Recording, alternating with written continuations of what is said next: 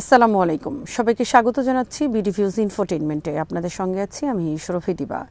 Russia ও তালেবানের মধ্যে ২৭ মে স্বাক্ষরিত নিরাপত্তা সহযোগিতা বিষয়ক সমঝোতা স্মারক আফগানিস্তানের ভবিষ্যৎ নিরাপত্তা, পররাষ্ট্রনীতি এবং আন্তর্জাতিক অবস্থান নিয়ে নতুন বিতর্কের জন্ম দিয়েছে।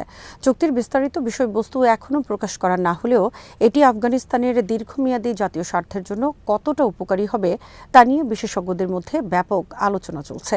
অনেকের মতে এই চুক্তি স্বল্প মেয়াদে তালেবান সরকারের জন্য কিছুটা কূটনৈতিক সুবিধা আনতে পারে, কিন্তু দীর্ঘমেয়াদে এটি আফগানিস্তানকে আঞ্চলিক ও বৈশ্বিক শক্তির প্রতিযোগিতার আরও গভীরে ঠেলে দিতে পারে। আরও বিস্তারিত থাকছে ওয়াহিদ ফারুকীর প্রতিবেদনে।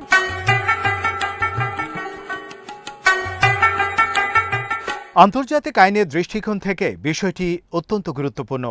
বর্তমানে তালেবান সরকার এখনও বিশ্বের অধিকাংশ দেশের আনুষ্ঠানিক স্বীকৃতি পায়নি। ফলে এমন একটি সরকারের সঙ্গে স্বাক্ষরিত আন্তর্জাতিক চুক্তির রাজনৈতিক ও আইনি গ্রহণযোগ্যতা নিয়ে প্রশ্ন থেকেই যায়।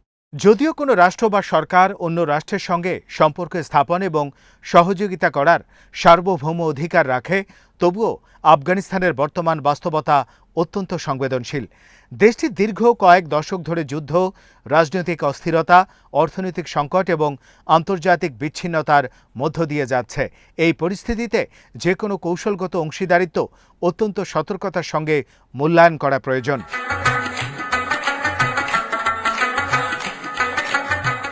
ইতিহাস বলে, বড় শক্তিগুলো সাধারণত আফগানিস্তানের স্বার্থকে অগ্রাধিকার দিয়ে সম্পর্ক গড়ে তোলে না, বরং নিজেদের নিরাপত্তা, অর্থনৈতিক বা ভূ রাজনৈতিক স্বার্থ রক্ষা করার জন্যই আফগানিস্তানের সঙ্গে সম্পৃক্ত হয়। রাশিয়ার ক্ষেত্রেও এর ব্যতিক্রম দেখা যাচ্ছে না। বর্তমান পরিস্থিতিতে মস্কো এমন কোনো অবস্থানে নেই যেখানে সে আফগানিস্তানকে ব্যাপক অর্থনৈতিক সহায়তা, আধুনিক সামরিক সক্ষমতা বা আন্তর্জাতিক রাজনৈতিক সমর্থন দিতে পারবে। ফলে প্রশ্ন ওঠে, যদি রাশিয়াকে কৌশলগত অংশীদার হিসেবে উপস্থাপন করা হয়, তবে সেই অংশীদারিত্বের বাস্তব ভিত্তি কী?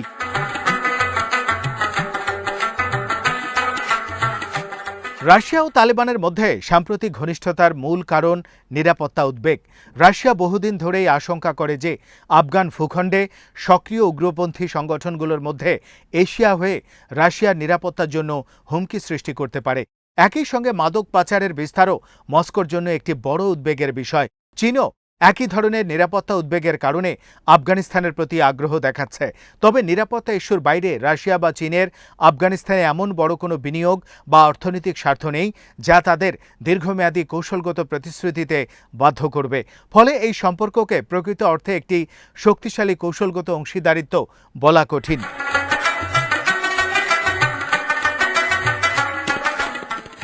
সোভিয়েত ইউনিয়নের পতনের পর আফগানিস্তানের সঙ্গে রাশিয়ার আচরণও এই বাস্তবতাকে স্মরণ করিয়ে দেয়। সোভিয়েত সেনা প্রত্যাহারের পর এবং পরবর্তীতে সোভিয়েত ইউনিয়ন ভেঙে যাওয়ার পরে মস্কো আফগানিস্তানের বিভিন্ন সরকারকে উল্লেখযোগ্য অর্থনৈতিক বা সামরিক সহায়তা দেয়নি। অতীতের সেই অভিজ্ঞতা বিবেচনায় নিলে বর্তমানে রাশিয়া আফগানিস্তানের অর্থনীতি বা নিরাপত্তা কাঠামোকে আমূল পরিবর্তন করে দেওয়ার মতো সহায়তা দেবে এমন প্রত্যাশার পক্ষে খুব বেশি প্রমাণ নেই।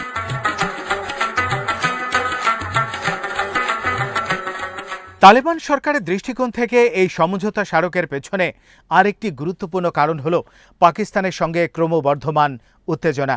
সাম্প্রতিক বছরগুলোতে সীমান্তে সংঘর্ষ, বিমান হামলার অভিযোগ এবং পারস্পরিক অবিশ্বাসের কারণে কাবুল ও ইসলামাবাদের সম্পর্ক ক্রমেই জটিল হয়ে উঠেছে।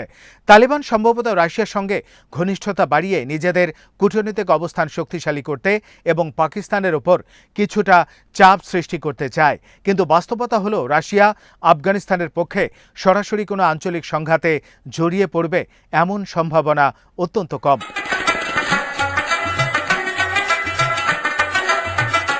অন্যদিকে আফগানিস্তানের সামরিক সক্ষমতাও আগের তুলনায় অনেক দুর্বল হয়ে পড়েছে। সাবেক আফগান সরকারের কাছ থেকে উত্তরাধিকার সূত্রে পাওয়া সামরিক সরঞ্জামের একটি বড় অংশ ছিল যুক্তরাষ্ট্র এবং রাশিয়ার তৈরি। যুক্তরাষ্ট্রের সঙ্গে সম্পর্ক ছিন্ন হওয়ায় মার্কিন প্রযুক্তি নির্ভর অস্ত্র ও সরঞ্জামের রক্ষণাবেক্ষণ কার্যত অসম্ভব হয়ে পড়েছে। একই সঙ্গে পুরনো সোভিয়েত বা রুশ প্রযুক্তির অনেক অস্ত্র অচল বা সেকেলে হয়ে গেছে। এই বাস্তবতায় রাশিয়ার সঙ্গে নিরাপত্তা সহযোগিতা চুক্তি স্বাক্ষরিত হলেও তা থেকে ব্যাপক সামরিক সহায়তা পাওয়ার সম্ভাবনা সীমিত। ফলে চুক্তিটি বাস্তবে যতটা না লাভজনক, তার চেয়ে বেশি প্রতীকী গুরুত্ব বহন করতে পারে।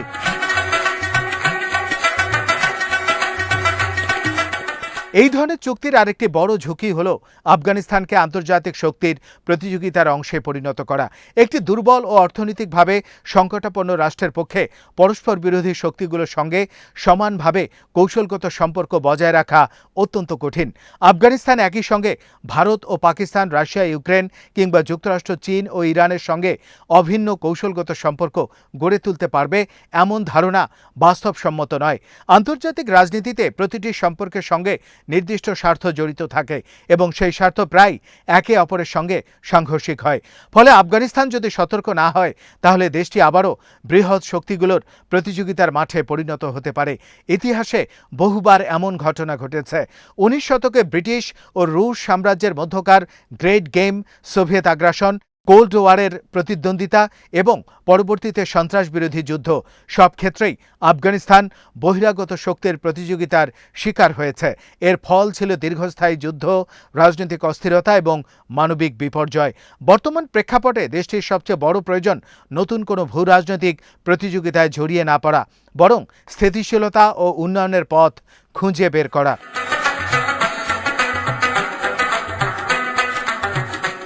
তালেবান হয়তো মনে করতে পারে যে রাশিয়ার সঙ্গে এই ধরনের সমঝোতা তাদের আন্তর্জাতিক গ্রহণযোগ্যতা বাড়াতে সাহায্য করবে, কিন্তু আন্তর্জাতিক বৈধতা মূলত অভ্যন্তরীণ বৈধতার উপর নির্ভর করে।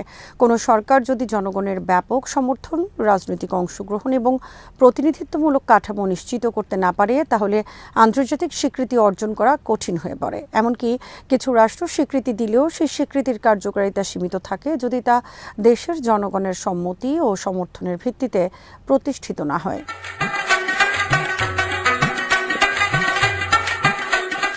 বর্তমানে অধিকাংশ দেশ এখনও তালেবান সরকারকে আনুষ্ঠানিকভাবে স্বীকৃতি দেয়নি।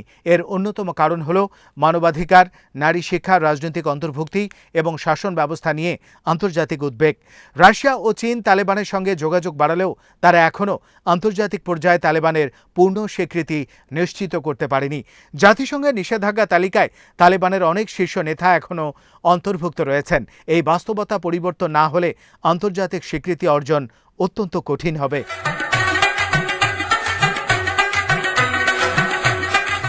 আফগানিস্তানের জন্য সবচেয়ে গুরুত্বপূর্ণ কাজ হওয়া উচিত একটি অন্তর্ভুক্তিমূলক, জবাবদিহিমূলক এবং আইনভিত্তিক রাজনৈতিক ব্যবস্থা গড়ে তোলা।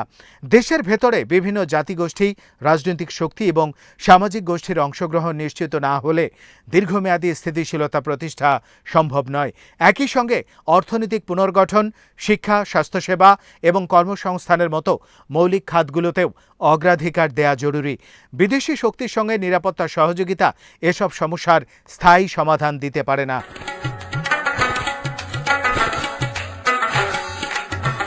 আফগানিস্তানের জন্য আদর্শ নীতি হওয়া উচিত এমন একটি ভারসাম্যপূর্ণ পররাষ্ট্রনীতি যেখানে দেশটি কোনো পক্ষের প্রক্সি বা প্রতিযোগিতার ক্ষেত্র হবে না, বরং আফগানিস্তানকে আঞ্চলিক সংযোগ, বাণিজ্য, জ্বালানি পরিবহন এবং অর্থনৈতিক সহযোগিতার কেন্দ্র হিসেবে গড়ে তোলার চেষ্টা করা উচিত। মধ্য ও দক্ষিণ এশিয়ার সংযোগ স্থলে অবস্থিত হওয়ায় দেশটির ভৌগোলিক অবস্থান এই সম্ভাবনা সৃষ্টি করে, কিন্তু সেই সম্ভাবনা বাস্তবায়নের জন্য প্রয়োজন রাজনৈতিক স্থিতিশীলতা, আন্তর্জাতিক আস্থা এবং অভ্যন্তরীণ বৈধতা।